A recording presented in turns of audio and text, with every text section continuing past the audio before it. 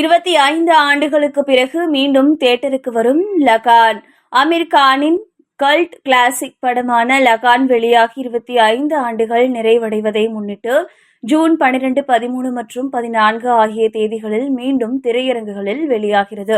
இதை முன்னிட்டு அப்படத்தின் புதிய ட்ரெய்லர் வெளியாகி வைரலாகி வருகிறது. லகான் வெளியாகி கால் நூற்றாண்டு கடந்த நிலையில் அது மீண்டும் பெரிய திரைக்கு வருகிறது. படத்தின் 25வது ஆண்டு விழாவை கொண்டாடும் விதமாக ஜூன் 12, 13 மற்றும் 14 ஆகிய தேதிகளில் சிறப்பு திரையிடலை தயாரிப்பாளர்கள் அறிவித்துள்ளனர். அமீர் கான் புரொடக்ஷன்ஸ் நிறுவனம் சமூக வலைதளத்தில் இந்த அறிவிப்பை வெளியிட்டது.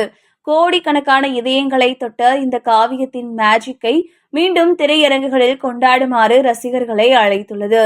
ரசிகர்கள் கமெண்ட்ஸ் பகுதியில் ஹார்டின்களை பறக்கவிட்டு இது ஒரு மிகச்சிறந்த திரைப்படம் என்று பாராட்டி வருகின்றனர்.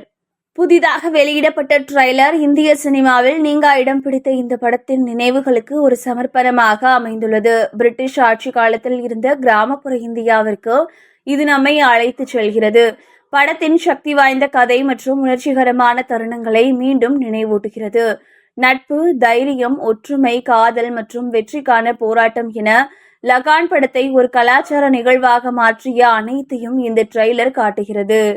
படத்தின் பின்னணி இசை மற்றும் பாடல்களின் காட்சிகள் 2001 தியேட்டரில் பார்த்தவர்களுக்கும் அதை பார்க்க தவறிய இளம் தலைமுறைக்கும் ஒரு புதுவித அனுபவத்தை அளிக்கும்.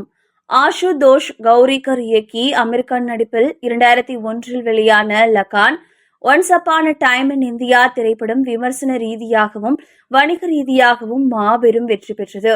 1893 நடக்கும் இந்த கதையில் கடுமையான வரி மற்றும் வறட்சியால் பாதிக்கப்பட்ட கிராம மக்கள் ஒரு பிரிட்டிஷ் அதிகாரியின் வினோதமான சவாலை ஏற்கிறார்கள்.